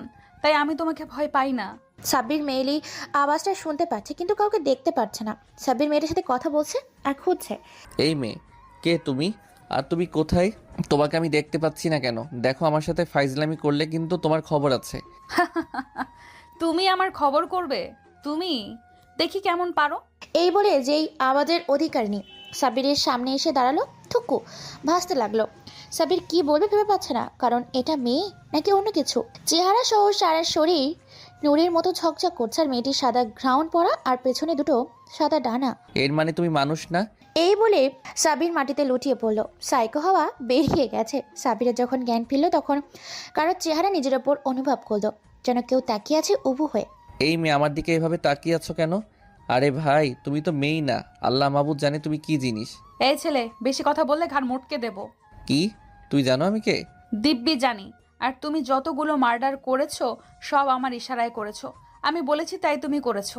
তুমি যখন লাশগুলোকে কাটতে তখন আমি সাইডে বসে বসে দেখতাম। কি? আমি ঠিক বুঝলাম না, বুঝিয়ে বলো। আমি তোমার ইশারায় মার্ডার কেন করতে যাব? আমি পাপী তাপি খারাপ লোকদের শাস্তি দিয়েছি, এতটুকুই। এখানে তোমার ইচ্ছার প্রসঙ্গ কোথা থেকে আসলো? বুঝতে পারবে, আগে আমাকে বলতে দাও। পুরোটা বুঝতে গেলে তোমাকে আরো 15 বছর আগে যেতে হবে, মানে ফ্ল্যাশব্যাকে যেতে হবে। আমি বলছি তুমি শোনো। আর আমার নাম হলো আমিরা। সাব্বির, তুমি জানো তোমার বাবা মায়ের আসল পরিচয়? হ্যাঁ, এটা জানি যে আব্বু একজন কেমিস্ট ছিলেন আর আম্মু হালকা পাতলা জানতেন। না, তুমি ভুল জানো। তোমার আব্বু আর আম্মু রাশিয়ার দুইজন নামকরা জেনেটিক্যাল ইঞ্জিনিয়ার ছিলেন। আর তোমার আব্বু ছিলেন একজন হাফ ব্লাডেড, মানে অর্ধেক মানুষ আর অর্ধেক এঞ্জেল। কারণ তোমার দাদাও একজন এঞ্জেল ছিল আমার মতো। আর আমার আব্বু আর তোমার আব্বু ছোটবেলা থেকেই বন্ধু ছিল, তাই ওনারা ওনাদের বন্ধুত্বকে আত্মীয়তায় পরিণত করার জন্য ছোটবেলায় আমাদের বিয়ে দিয়ে দেন। তারপর আমি সবকিছুই বুঝতাম, কিন্তু তুমি ললিপপ ছাড়া কিছুই চিনতে না, নিজের বউকে তো দূরের কথা। এটা বলে আমির একটা দীর্ঘশ্বাস ছাড়লো। আহারে, কষ্ট রে, টুরু কষ্ট। বেশি হাসলে কানের 2 আঙ্গুল নিচে একটা মারবো। আমি সিরিয়াস কথা বলছি আর উনি দাঁত সবগুলো বের করে হাসছেন। আচ্ছা, আর কিছু বলবো না, তোমার তো আর বিশ্বাস নেই। তো যা বলছিলাম, তোমার আব্বু আম্মু অনেক ভালো সায়েন্টিস্ট ছিলেন, আর ওনারা কোনো দুর্ঘটনায় মারা যাননি, ওনাদের হত্যা করা হয়েছিল। কি? কারা মেরেছে? শুধু নাম বলো একবার। এক একটা এমন ভাই মারবো যেন মৃত্যু ওদের দেখে ভয় পায়। সাব্বির, শান্ত হও। রেগে গিয়ে লাভ নেই, কারণ কেউই বেঁচে নেই। সবাইকে তুমি মেরে দিয়েছো, মানে আমি তোমাকে দিয়ে তাদের মারিয়েছি। কি? হ্যাঁ, তুমি এতদিন যাদের যাদের মেরেছো সবাই তোমার বাবা মায়ের মৃত্যুর জন্য কোনো না কোনোভাবে দায়ী। কিন্তু ওনারা আমার বাবা মাকে কেন মারলো? কি দোষ ছিল তাদের? তাহলে শোনো, তোমার বাবা মায়ের কোনো দোষ ছিল না, দোষ তো তাদের ছিল। কারণ তারা সবাই জেনেটিক্যাল ইঞ্জিনিয়ারিং এর খারাপ ব্যবহার করে বিভিন্ন মানুষ আর পশুকে নিয়ে আলাদা প্রাণী বানাতো। আর এটাই শেষ না, ওরা আমাদের একজনকে, মানে একজন এঞ্জেলকে কিভাবে যেন ধরে ফেলে আর তাকে মেরেও ফেলে।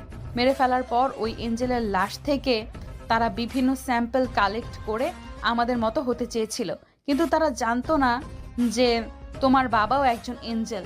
তাই তারা ওই স্যাম্পলগুলোকে তোমার বাবার কাছে টেস্ট করার জন্য পাঠায়, আর তোমার আব্বু সেটা ধরে ফেলে আর তাদেরকে মানা করে দেয়। আর এটাও বলে দেয় যে ওরা যে বেআইনি পদ্ধতি অবলম্বন করে ক্লোনিং করার চেষ্টা করছে সেটা সবাইকে জানিয়ে দেবে। তাই ওই দিন ল্যাবে আগুন লাগিয়ে দেয়, আর আমি অনেকক্ষণ পর সেটা জানতে পারি। আর সেখানে গিয়ে দেখি তোমার আব্বু আর আম্মু মারা গেছে আর তুমি সাইডে বেহুশ হয়ে পড়ে আছো। আমি তখন অনেক ছোট ছিলাম, তবুও অনেক কষ্ট করে তোমাকে উদ্ধার করি। এর মানে তুমি আমার জীবন বাঁচিয়েছো? তোমার জীবন বাঁচাইনি, আমার স্বামীর জীবন বাঁচিয়েছি। তুমি তো আমার স্ত্রী, তাই না? হ্যাঁ, অবশ্যই। কোনো সন্দেহ আছে? তাহলে আমাকে না জানিয়ে প্রতিদিন আমায় কিস করে যেতে কেন? সেটা তোমাকে বলবো কেন? আমার স্বামীকে আমি চুমু দেই, জড়িয়ে ধরি, আদর করি, সেটা আমার ব্যাপার। হ্যাঁ, আইসে স্বামী স্বামী করতে। আমি একটু ভাব নিয়ে বললাম, আমিরা, আমাদের দুনিয়ার খবর কি এখন? সবাই জানে যে সাইকো মানে তুমি মারা গেছো। ও, তাহলে তো বাড়িতে যাওয়াই যায়। যাওয়া যায়, কিন্তু আমাকে রেখে যেতে পারবে না। গেলে আমাকেও নিয়ে যেতে হবে। আমি বাচ্চাদের মতো মুখ বানিয়ে বললাম কথাটি। আরে বাচ্চাদের মতো কাঁদে কেন? আমি তোমাকে নিয়েই যাব। আগে গাছ থেকে নামো আর মানুষের মতো হও। সাবিরের কথা মতো আমিরা গাছ থেকে নেমে যায় আর নিজের পাখাগুলো ভেতরে ঢুকিয়ে নেয়। এখন ঠিক আছে? ঠিক আছে। তো বাড়িতে যাবে কিভাবে, হেঁটে না উড়ে? তোমার মতো পরি বউ থাকতে কি হেঁটে যাওয়া যায়? চলো উড়ে উড়ে। জো হুকুম মেরা স্বামী। খালি স্বামী স্বামী করো আর 3 মাইল দূরে দাঁড়িয়ে থাকো, বুঝি না তুমি আমার বউ নাকি অন্য কারোর? এই ব্যাপার বলে আমিরা সাবিরের একেবারে সামনে এসে দাঁড়ায়, যেন একজনের নিঃশ্বাস আরেকজন শুনতে পাচ্ছে। এভাবে কাছে এসো না, খারাপ কিছু হয়ে যাব। খারাপ কি হবে? তুমি আমার স্বামী, আমি তোমার বউ, যা হবে ভালোই হবে। ও মা, তাই নাকি? আচ্ছা, দেখা যাবে। এখন বাসায় চলো। আমিরা সাবিরকে জড়িয়ে ধরলো আর উড়ে যেতে লাগলো সাবিরের বাসার সামনে। বাড়ির বেল বাজাচ্ছে সাবির। কে আসলো আবার? দরজা খোলা। আরে সাব্বির, কোথায় ছিলে এতদিন? আমি তো ভাবলাম কোথাও উড়ে গেছো। মানে? এই আপু, তুই ঢং করা বাদ দে, আমাদের ভেতরে ঢুকতে দে। আমিরার কথা শুনে আমি বেকুব হয়ে গেলাম। আপু মানে? এই আমিরা, উনি তোমার আপু হয় নাকি? ও সরি, গলতি সে মিস্টেক হয়ে গেছে। তোমাকে বলতে ভুলে গেছি যে তোমার ভাবি আমার বড় বোন হয়। আসলেই? কিন্তু ভাবি, তুমি আমাকে কোনো দিন এসব বলনি কেন? কিভাবে বলবো আর? বললেই তুমি বিশ্বাস করে নিতে। সেটাও ঠিক। এই আপু সর, ভেতরে ঢুকতে দে, বাইরে পুলিশ ওকে খুঁজছে। কেন খুঁজবে? কেউ কি চেনে নাকি? সাব্বিরকে সবাই চেনে, সাইকোকে। আর সাইকো মারা গেছে, তাই খোঁজাখুঁজির কিছু নেই। চিল মারো। তোমাদের সব কথা আমার মাথার উপর দিয়ে যাচ্ছে। ভাবি, তোমরা তলে তলে এত কিছু, আর আমি কিছুই জানি না। জানুনি তো কি হয়েছে? জানুনি তো কি হয়েছে? আমরা তো জানতাম, আর এখন তুমিও জানো, কিন্তু তোমার ভাইয়া জানে না, আর কোনোদিন জানবেও না। আচ্ছা ভাবি, বাদ দাও। এই যে আমার বউ আমিরা, তুমি তো জানোই, আর কি বলবো। আমি ভেতরে গেলাম, আমি প্রচুর ক্লান্ত, আর ভাইয়াকে কিভাবে ম্যানেজ করবা এটা তোমার ব্যাপার। এই সাব্বির, আমাকে রেখে চলে যাবা? কোথায় যাব? ওপরে তলায় যাচ্ছি। তোমার যেতে মন চাইলে তুমিও আসো। আমি যাব না, এটা কোনো কথা? আমি ওপরে ঘুমাতে গেলাম আর আমিরা আমার সাথে, আমি বিছানায় পড়তে ঘুমিয়ে গেলাম অন্যদিকে। শামসু, ব্যাপারটা আমার মাথায় ঢুকছে না। সবাই কোথায় গেল? স্যার, এটা তো সারা দুনিয়ার মানুষের কথা। সবাই সাইকার লাশ দেখতে চাইছে, কিন্তু সাইকাকে আমরা কোথায় পাবো? সাইকো মারা গেছে এটা আমরা জানি, কিন্তু লাশ ছাড়া কিভাবে প্রুভ করব? একটা কাজ করো, একটা বেওয়ারিশ লাশ এনে পুড়িয়ে সবাইকে দেখিয়ে দাও। এত প্রেশার আর মাথায় যাচ্ছে না। ওকে স্যার, ঠিক আছে। এই ঘটনার 3 বছর পর সাবির এখন একটা সফটওয়্যার কোম্পানির মালিক, আর আমিরা এক বাচ্চার মা। মানে সাবিরের একটা ছেলে হয়েছে, আর তার নাম রাখা হয়েছে আহিল। অন্যদিকে আজকে সাইবার ওয়ার্ল্ডে একটা মেসেজ আবার সবাইকে ভাবাচ্ছে। সেটি হলো সাইকো কোনো মানুষ না যে মরবে। সাইকো একটা চিন্তা ভাবনা, যার কোনো মৃত্যু নেই। এতদিন পর সাইকোর চিন্তা ভাবনা এবং সবার মধ্যে আতঙ্ক ছড়িয়ে গেছে সাইক্লোনটা শুনে। এতদিন পর মানুষের মধ্যে আবার কৌতূহল শুরু হয়েছে অপরাধীদের মধ্যে ভয়ঙ্কর এক আতঙ্ক। সবার মনে একটাই আতঙ্ক, একটাই ভয়। সাইবার ওয়ার্ল্ডে হঠাৎ করে এমন মেসেজ দেখে সাইফুল এবার ব্রুসের কাছে গিয়ে ভরে ওঠে। ভাই, 3 বছর পর আবারও সাইবার ওয়ার্ল্ডে নতুন করে একটা মেসেজ এসেছে।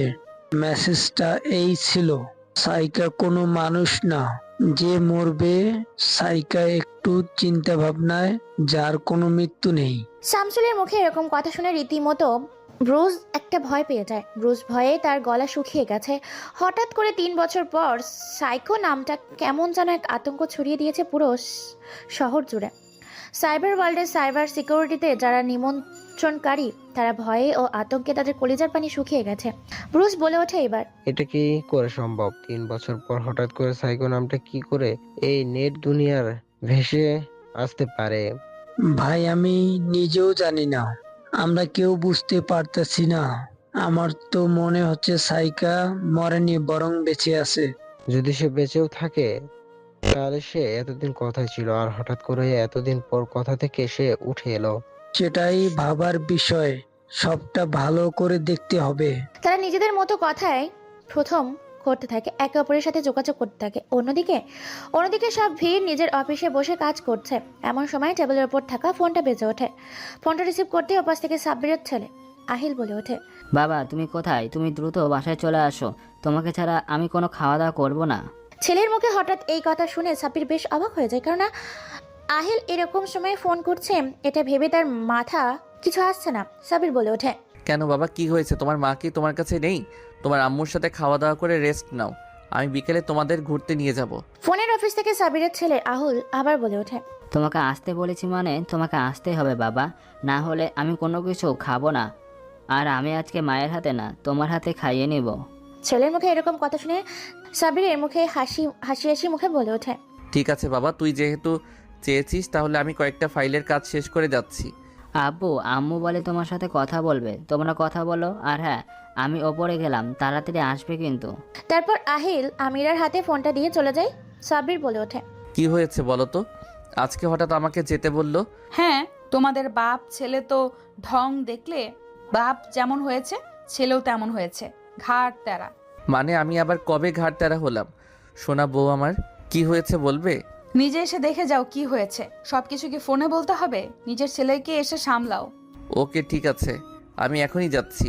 তারপর আমির আর কথা মতো রওনা দেয়। সাবির বাড়ির উদ্দেশ্যে কিছুক্ষণের মধ্যে পৌঁছে যায়। বাড়িতে পৌঁছে যাওয়ার সাথে সাথে বলে ওঠে, কি হয়েছে আমিরা, তুমি এত রেগে আছো কেন? কোন দিন জানি আমি পাগল হয়ে যাই তোমাদের বাপ ছেলের জ্বালায়, পুরো পাগল হতে বসেছি আমি। লক্ষ্মী বউ আমার, তুমি আমার উপরে রাগ কেন দেখাচ্ছ? আমি আবার কি করলাম? তোমার ছেলের বোন লাগবে। সাবির তো এই কথা শুনে রীতিমতো অবাক হয়ে যায়, ভয়ও পেয়ে যায় আর বলে ওঠে, আচ্ছা, আইন এখন কোথায় গেছে? তোকে নিয়ে আসো এখানে, আমি ওর সাথে কথা বলছি। তারপর আমিরা আর কোনো কথা না বলে আহিলকে ড্রয়িং রুমে নিয়ে আসে আর বলে ওঠে, বাবা তুমি এসেছো, আমার একটা বোন লাগবে। সবার বোন আছে, আমার বোন নেই কেন? আমার একটা বোন লাগবে, তাও আবার আজকে, এখনই। না হলে আমি কোনো কিছু খাওয়া দাওয়া করবো না। বাবা তোর বোন আসতে তো প্রায় 10 মাস 10 দিন সময় লাগবে। না, আমার আজকে লাগবে। এক চড়ে সব দাঁত ফেলে দিব, বাবা যেটা বলেছেন সেটাই হবে। কিন্তু বোনকে পেতে হলে তো বাবা একটু সময় দিতে হবে, তাই না? ঠিক আছে, আমার বোনকে তোমরা এনে দিও। আরে বুঝে শুনে খাওয়া দাওয়া করে অফিসে চলে যায়। সাবির রাতে খাওয়া দাওয়া করে রুমের ভেতর নাইট ড্রেস পরে খাটে উপরে শুয়ে আছে। আমিরা এমন সময় সাবিরকে বলে ওঠে, তুমি কি ভুলে গেলে আমাদের ছেলে আইল তার সামনের বার্থডে তার বোনকে গিফট হয়েছে? তো আমি এখন কি করব? এখন তো তার জন্য তার বোনকে আনতে যেতে হবে। আমি কি মানা করেছি? নিয়ে আসো গিয়ে। ওকে, তাহলে তো কষ্ট করতেই হবে। কথা বলে দুই ঠোঁট এক করে দেয়। আমি না নিজেকে চালানোর চেষ্টা করছি কিন্তু পারছি না। সাবির আকারে ধরেছে তার ঠোঁট। সাবিরের সাথে পেরে উঠতে না পেরে নিজেই রেসপন্স করতে থাকে। অন্যদিকে এখনো খুঁজে বেড়াচ্ছে সাইকোকে, কিন্তু সাইকো কোথায় আছে কেউ জানে না। ছাই করা আতঙ্ক সব জায়গায় ছড়িয়ে পড়েছে। এইদিকে ধীরে ধীরে বাসুর ঘরে যেমন নতুন বউ একে অপরকে আগলে নেয়, ঠিক একইভাবে ধীরে ধীরে সাগরের সমতলে সাবির আর আমিরা হারিয়ে যেতে থাকে আহিলের জন্য নতুন বোন নিয়ে আসার জন্য। আহিলের বোন নিয়ে আসার জন্য কঠিন পরিশ্রম করতে থাকে এই নির্জন নিস্তব্ধ গভীর রাতে সাবির আর আমিরা আহিলের জন্য বোনই আসুক এবং আহিলের জন্মদিনে তাকে যেন তার বোন গিফট দিতে পারে, এই আশা কামনা করে গল্পটা এখানে শেষ করে দিলাম। সমাপ্ত।